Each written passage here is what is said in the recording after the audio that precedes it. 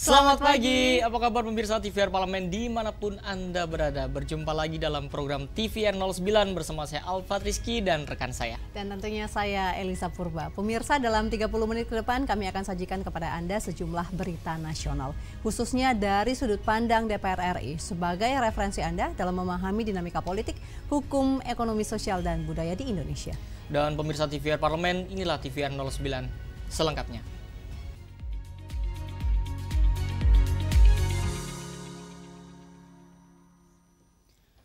Pemirsa, anggota Komisi 10 DPR RI menilai pemerintah Provinsi Jawa Tengah perlu menggandeng perusahaan riset dan teknologi lokal untuk mengembangkan peralatan dan kualitas pendidikan di SMK negeri di Jawa Tengah agar bisa menjadi percontohan bagi daerah lainnya. Meninjau langsung kondisi sarana prasarana pendidikan di SMK Negeri Jawa Tengah di Semarang, anggota Komisi 10 DPR RI Abdul Fikri Fakih menilai fasilitas pendidikan dan praktikum seperti laboratorium dan mesin komputer numerical control atau CNC di sekolah vokasi tersebut masih belum memadai. Menurutnya, pemerintah Provinsi Jawa Tengah perlu menggandeng perusahaan riset dan teknologi lokal untuk mengembangkan peralatan dan kualitas pendidikan di sekolah tersebut agar bisa menjadi percontohan. Abdul Fikri Fakih menduga keterbatasan anggaran menjadi penyebab fasilitas pendidikan di SMKN Jateng belum sesuai dengan kebutuhan standar industri. Ia meminta pemerintah pusat maupun daerah memberi perhatian serius dan mengalokasikan anggaran untuk pembaruan alat praktik yang sesuai dengan perkembangan teknologi. Ia juga mendorong Pemprov Jateng menjalin kolaborasi pentahelix terutama dengan perusahaan lokal yang sudah teruji secara internasional, bahkan aktif mengembangkan SDM lewat pendidikan gratis untuk menghasilkan lebih banyak inovasi dan teknologi. Berarti perguruan tinggi harus terlibat, bisnismen, pemerintah itu pemerintah pusat, pemerintah provinsi, pemerintah kabupaten kota. Komunitas itu sesuai dengan minatnya, ada komunitas lingkungan, ada komunitas perempuan, teknik, home industry dan sebagainya. Kemudian media, kalau minim 3 ini pentahelix ini saja, itu tidak bisa berkolaborasi, saya kira kita akan mengeluh terus seperti itu. Lebih lanjut, Abdul Fikri Fakih menyebut SMKN Jateng sudah lebih dulu menerapkan konsep sekolah rakyat, yaitu berbasis asrama dan gratis. Selain menerapkan kurikulum pendidikan yang berlaku, SMKN Jateng juga menerapkan pendidikan karakter. Ia menilai sekolah ini perlu dikelola dan difasilitasi dengan baik, agar layak menjadi percontohan sekolah vokasi di tanah air. Dari Semarang, Jawa Tengah, Nuki Tampu Bolon, TVR Parlemen melaporkan. Kita beralih ke informasi selanjutnya, pemirsa. Anggota Komisi 1 DPR RI Oleh Soleh meminta pemerintah bukan hanya memblokir Roblox, melainkan juga game lainnya yang terbukti berdampak negatif bagi moralitas dan karakter anak. Beberapa waktu lalu pemerintah melontarkan wacana pemblokiran game online Roblox karena dinilai memuat konten kekerasan yang dapat mempengaruhi perilaku anak. Anggota Komisi 1 DPR RI Oleh Soleh meminta pemerintah bukan hanya memblokir Roblox, melainkan juga game lainnya yang terbukti berdampak negatif bagi moralitas dan karakter anak. Oleh Soleh menegaskan pemblokiran game online bukan berarti membatasi ruang minat atau hobi, namun untuk menyelamatkan moral dan karakter anak. Di sisi lain, ia menilai terdapat game online yang memiliki muatan positif, seperti Mobile Legends yang telah dikategorikan sebagai e-sport atau olahraga elektronik. Karenanya ia meminta Kemendikdasmen dan Komdigi dapat bersinergi untuk mencari solusi yang tepat atas permasalahan ini. Bukan menghalangi hal itu, tetapi ada yang paling substansi adalah mempertahankan dan bahkan menjaga baik dari sisi moralitas, karakter, dan bahkan spiritual anak. Karena memang ketika migrasi anak menjadi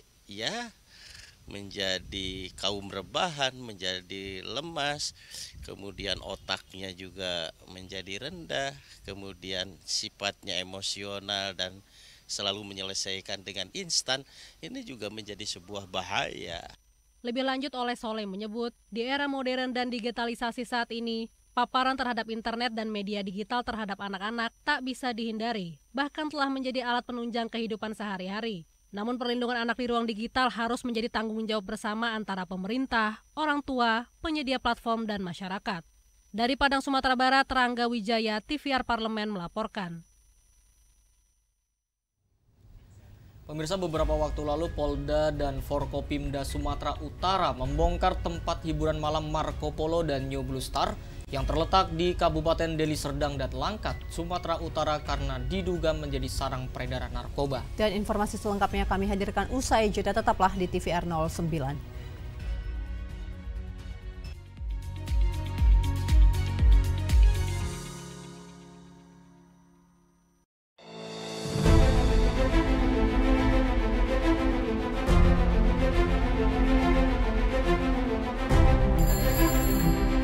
Apa yang berubah dari suara rakyat selama 80 tahun? Dulu, suara rakyat menggema dari ruangan ini. Diperdebatkan, dimusyawarahkan, diputuskan. Hari ini, suara itu tetap hidup. Lebih banyak suara, lebih besar tantangan. Tapi semangatnya tetap sama.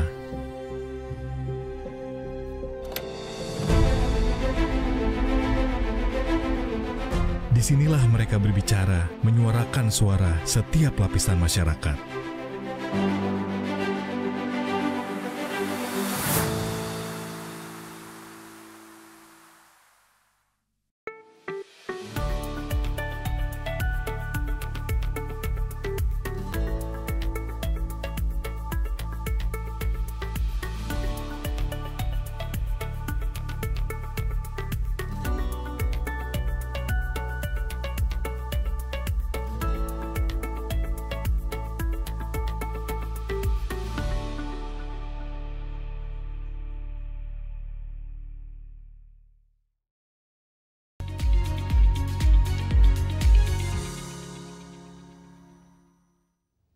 Anda kembali menyaksikan TVR 09. Pemirsa, Wakil Ketua Komisi 3 DPR RI Ahmad Sahroni menilai aparat penegak hukum harus bertindak tegas tanpa pandang bulu tempat hiburan malam jika terdapat praktik peredaran narkoba di dalamnya, meskipun ada pihak yang mencoba memberikan backing. Beberapa waktu lalu, Polda dan Forkopimda Sumatera Utara membongkar tempat hiburan malam Marco Polo dan New Blue Star yang terletak di Kabupaten Deli Serdang dan Langkat, Sumatera Utara karena diduga menjadi sarang peredaran narkoba. Komisi 3 DPR RI mengapresiasi tindakan tegas ini dan berharap langkah tersebut bisa menjadi contoh bagi jajaran kepolisian di wilayah lain. Wakil Ketua Komisi 3 DPR RI Ahmad Sahroni menekankan pengawasan tak boleh berhenti pada penindakan kedua tempat hiburan malam tersebut saja. Ia meminta aparat menindaklanjuti pengawasan pada tempat hiburan malam lainnya yang rawan disalahgunakan untuk mengedarkan narkoba. Menurutnya, izin usaha hiburan malam sebetulnya diperbolehkan undang-undang, namun aparat penegak hukum harus bertindak tegas tanpa pandang bulu jika terdapat praktek peredaran narkoba di dalamnya, meskipun ada pihak yang mencoba memberikan backing. Mesti dari sejak kemarin Forkopimda bersama-sama dengan Pemprov misalnya untuk mengecek izin-izin yang dimiliki dunia malam, tempat malam, hiburan malam yang ada di Sumatera Utara. Tidak dilarang untuk membuka tempat hiburan malam, tapi kalau sesuai koridor dan aturan hukum yang berlaku dipersilakan. Tapi kalau ada dugaan terkait di situ narkoba, saya minta Kapolda sikap semuanya. Siapapun yang di-backing, yang belakangnya mau backingin siapapun. Upaya penegakan hukum di Sumatera Utara menunjukkan hasil yang signifikan. Hanya dalam 6 bulan pertama tahun 2025, Polda Sumut telah mengungkap lebih dari 3.000 kasus narkoba dan menyita berbagai jenis narkotika sebanyak lebih dari 1,6 ton. Tindakan ini diharapkan bisa menyelamatkan sekitar 7,2 juta jiwa dari potensi penyalahgunaan narkotika. Dari Sumatera Utara, Nur Fuad, TVR Parlemen melaporkan. Anggota Komisi 6 DPR RI Darmadi Duryanto mendukung rencana Presiden Prabowo menghapus Tantim bagi komisaris dan direksi perusahaan BUMN. Penghapusan Tantim sejalan dengan semangat efisiensi yang kerap disampaikan pemerintah. Presiden Prabowo Subianto berencana menghapus pemberian bonus tahunan atau Tantim bagi direksi dan komisaris badan usaha milik negara atau BUMN. Langkah ini menjadi bagian dari kebijakan efisiensi sekaligus peningkatan akuntabilitas kinerja perusahaan milik negara. Menyikapi hal ini, anggota Komisi 6 DPR RI Darmadi Duryanto mendukung rencana Presiden Prabowo menghapus Tantim bagi komisaris dan direksi perusahaan BUMN. Penghapusan Tantim sejalan dengan semangat efisiensi yang kerap disampaikan pemerintah. Saya pikir saya secara pribadi ya kami setuju bahwa kalau orang nggak kerja ya nggak dapat tantim mestinya, nggak pantas diberikan imbalan, apalagi dalam bentuk bonus. Tantim itu kan bonus, ya kan?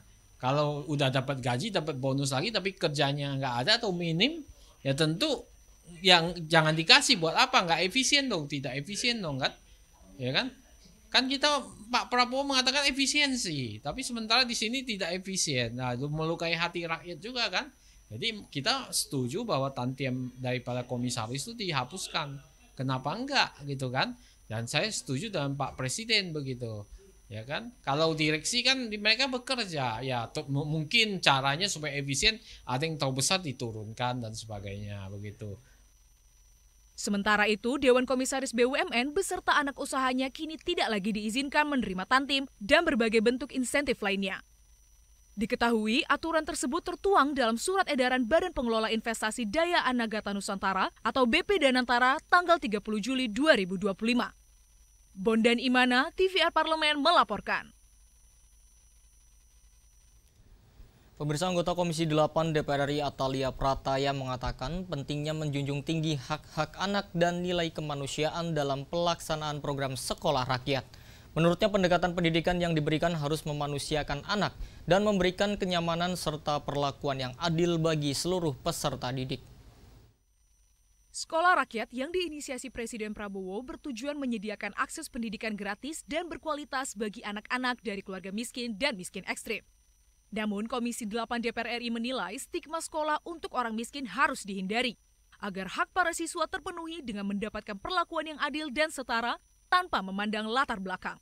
Ditemui usai kunjungan ke Balai Besar Pendidikan dan Pelatihan Kesejahteraan Sosial di Sleman, anggota Komisi 8 DPR RI Atalia Prataya mengatakan pentingnya menjunjung tinggi hak-hak anak dan nilai kemanusiaan dalam pelaksanaan program sekolah rakyat. Adalah bagaimana hak anak ini tidak diabaikan pada saat kita mendorong mereka untuk di sekolah rakyat gitu ya. Nah, jadi bagaimana perlindungan mereka di sana, seperti diantaranya beberapa wilayah, khususnya di beberapa sentra, tidak ada pembatasan antara masyarakat yang saat ini berada di bawah bimbingan sentra ya. Apakah misalkan mereka berasal dari teman-teman yang berkaitan dengan kesehatan mental misalkan, agar supaya kenyamanan bagi anak-anak juga bisa maksimal gitu. Kemudian juga hal-hal lain adalah kecukupan dari para wali asuh, wali asrama juga menjadi penting sekali untuk perhatian, karena anak-anak ini kan ada yang 3 rombel, ada 8 rombel, ada yang juga 5 rombel, jadi beda-beda. Namun tentu kecukupan itu harus disesuaikan dengan jumlah anak, sehingga anak-anak ini paling tidak bisa satu wali asuh membimbing 5 anak. Atalia berharap ke depannya fasilitas di seluruh sekolah rakyat yang tersebar di Indonesia dapat terpenuhi kualitasnya, sehingga kenyamanan belajar bagi peserta didik dapat dirasakan. Dari Yogyakarta, Diva Rahman, TVR Parlemen melaporkan. Pemirsa, di balik setiap langkah perjuangan rakyat selalu ada wakil-wakil bangsa yang mengemban amanah. Penghasilan yang diterima anggota DPR RI bukan sekedar angka, melainkan simbol tanggung jawab untuk kembali berbagi, untuk hadir di tengah masyarakat, dan untuk memastikan kesejahteraan bangsa tidak hanya jadi cita-cita. Pemirsa, informasi selengkapnya sesaat lagi, tetaplah di TVR 09.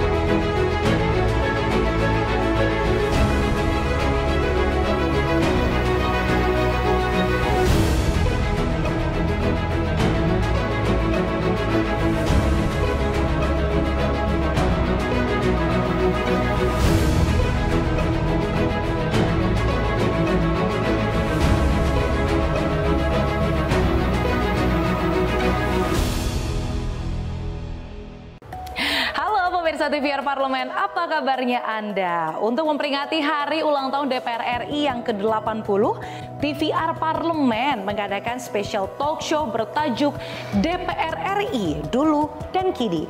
Bersama saya Diana Valencia, kita akan bersama-sama mengulik perjalanan DPR RI dari masa ke masa, dari pasca kemerdekaan, era reformasi hingga kini menuju parlemen modern. Tentunya saya tidak sendiri, bersama dengan narasumber yang istimewa. Hanya di TVR Parlemen pada hari Jumat 29 Agustus 2025. Jangan sampai kelewatan untuk bisa merayakan hari jadi DPR RI yang ke-80. Mari kita rayakan bersama DPR RI dari masa lalu, masa kini, dan juga menuju parlemen modern.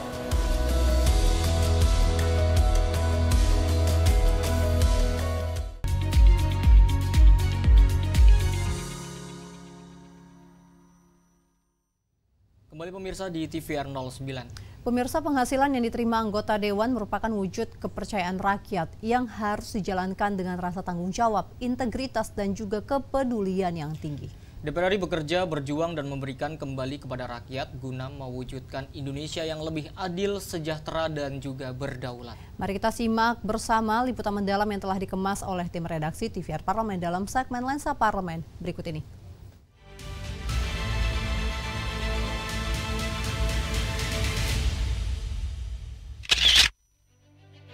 Menjalankan tugas dan fungsi sebagai wakil rakyat adalah amanat yang dijalankan anggota DPR RI.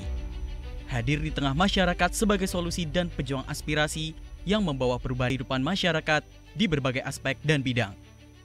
Fakta besaran gaji yang diterima anggota DPR RI saat ini masih mengacu kepada Peraturan Pemerintah Nomor 75 Tahun 2000 tentang gaji pokok pimpinan lembaga tinggi negara dan anggota lembaga tinggi negara. Anggota DPR RI periode 2024-2029 tidak lagi mendapatkan rumah dinas seperti periode sebelumnya, namun mendapatkan tunjangan rumah jabatan anggota atau RJA. Hal ini sesuai dengan aturan yang berlaku.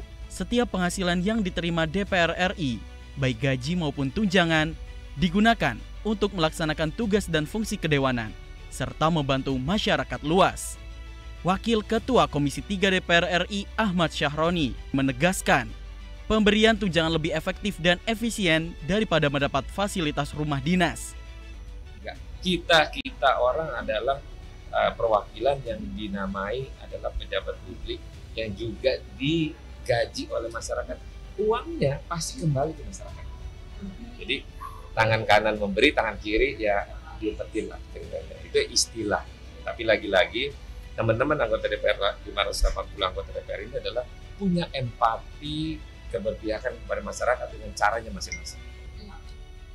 Wakil Ketua DPR RI Adis Kadir menyatakan, tidak ada kenaikan gaji maupun tunjangan. Tunjangan perumahan yang diberikan kepada anggota DPR karena tidak lagi menerima fasilitas rumah dinas seperti periode sebelumnya. Setelah saya cek di Kesekjenan, ternyata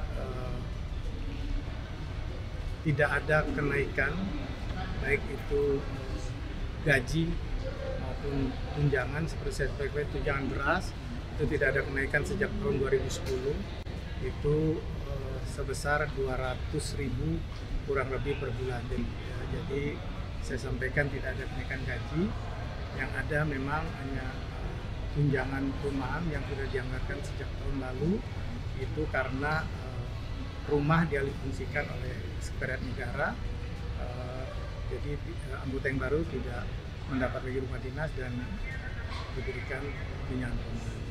DPR RI terus berkomitmen berada di garis terdepan dalam memperjuangkan kesejahteraan masyarakat, memastikan program dan bantuan yang berasal dari APBN tepat sasaran kepada masyarakat.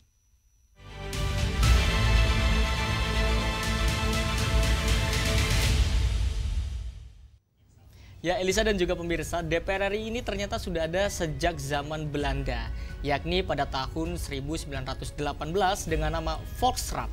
Wow, kita jadi kembali lagi mengingat pelajaran kita dulu ya, Alfat. Dan memang ternyata sejarah itu tidak bisa kita pelajari hanya lewat buku nih seperti dahulu, tapi juga kita bisa lihat langsung melalui koleksi otentik yang ada di Museum DPR RI. Dan sesaat lagi nih kita akan ngajak pemirsa nih untuk berkeliling mengelilingi Museum DPR RI. Untuk itu jangan kemana-mana, tetaplah bersama kami di TVR 09.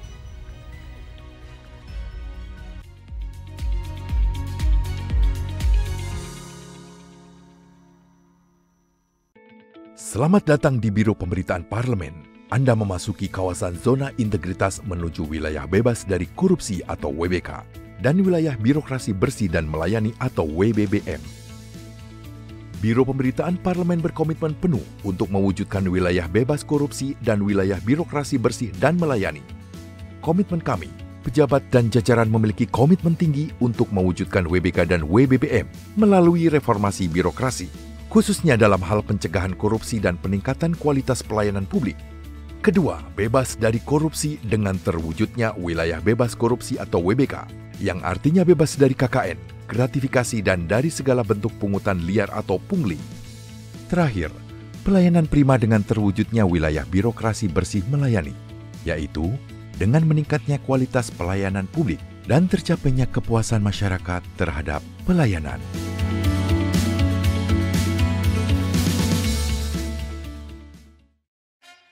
Yuk kita kenalan dengan anggota DPR RI periode tahun ini. Dari depan kursi. Di balik kursi. Gini, di balik kursi. Aku ingin menjadi sesuatu yang mungkin bisa kau rindu. Acap kahiji, rukun sakabena. Itulah pokok nama. Semakin penasaran kan bagaimana kiprah karir politiknya? Hanya di TVR Parlemen.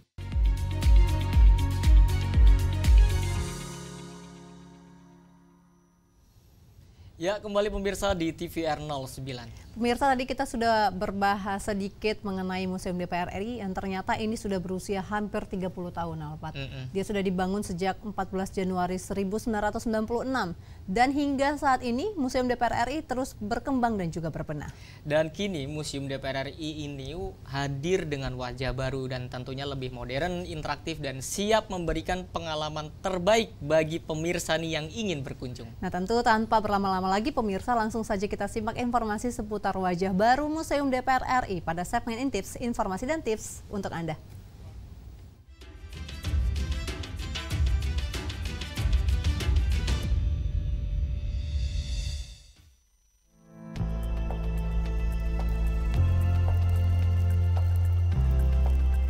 Hai pemirsa TVR Parlemen, kalian tahu nggak sih kalau sejarah Dewan Perwakilan Rakyat Republik Indonesia atau DPR RI sudah dimulai sejak 1918. Saat itu namanya masih Volkskrant, sebuah dewan bentukan pemerintah kolonial Belanda. Seiring perjalanan bangsa, Volkskrant pun berganti rupa hingga akhirnya menjadi Dewan Perwakilan Rakyat seperti yang kita kenal sekarang. Dan menariknya, semua kisah ini bisa kamu telusuri lebih dalam di Museum DPR RI. Di sini, sejarah tidak hanya bisa dibaca, tapi juga dihadirkan lewat berbagai koleksi otentik yang merekam perjalanan DPR RI hingga masa kini. Yuk, kita telusuri lebih dalam. Sejak dibangun pada 14 Januari 1996, Museum DPR RI terus berkembang dan berbenah. Kini, Museum DPR RI hadir dengan wajah baru yang lebih modern, interaktif, dan siap memberikan pengalaman terbaik bagi kamu yang ingin berkunjung. Perubahan paling terasa ada di lorong pamer yang kini lebih luas dan lapang. Dengan ruang yang nyaman, kamu bisa lebih leluasa mengamati berbagai peninggalan bersejarah, mulai dari mesin tik sidang, kursi sidang awal, hingga telepon kuno dan deretan foto DPR dari masa ke masa.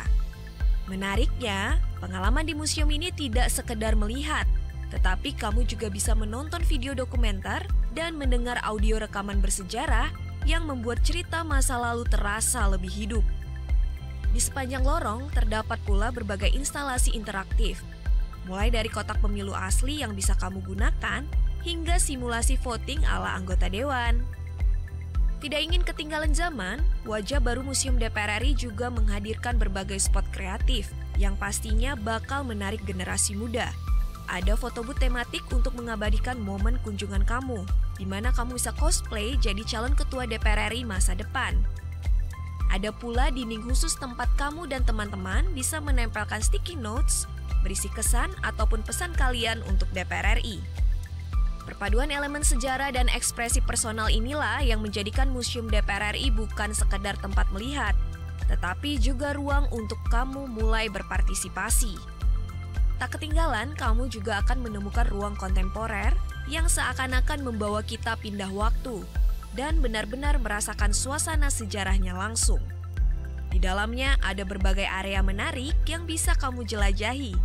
Di antaranya, membaca pengetahuan sejarah, berfoto dengan berbagai set area yang ada sampai merasakan atmosfer asli dari masa lalu. Salah satu yang paling ikonik adalah area kamar kopi gedung DPR di lapangan Benteng. Di sudut ini terdapat 2 kursi rotan dan sebuah meja rotan sederhana, simbol percakapan bersejarah para wakil rakyat di masa itu. Duduk sejenak di sana kayaknya bisa bikin kamu merasa seolah ikut hadir dalam perbincangan yang melahirkan berbagai keputusan penting. Tak hanya itu, kamu juga bisa melihat papan tulis pemungutan suara jadul yang dulu dipakai para dewan untuk menentukan arah kebijakan bangsa. Bayangkan saja, setiap coretan di papan itu pernah menjadi saksi lahirnya keputusan besar bagi bangsa kita Indonesia. Dan percayalah, itu baru secuil dari pengalaman seru yang bisa kamu dapatin di Museum DPR RI.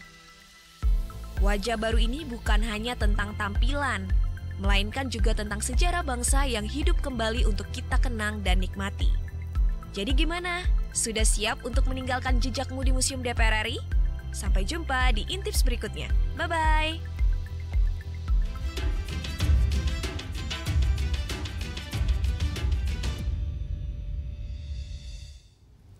Wow, ternyata Museum DPR RI bisa dikunjungi untuk umum ini, Alfat. Ya, ini tentu bisa menjadi referensi bagi pemirsa nih yang bisa berkunjung untuk melihat-lihat apa yang menjadi peninggalan seputar dari DPR RI. Karena memang DPR RI kan merupakan tempat yang sangat bersejarah. Betul sekali, dan tentu ini jadi kita untuk bisa belajar tanpa harus dari buku, bisa langsung berkunjung ke Museum DPR RI. Dan pemirsa, itu dia informasinya untuk Anda.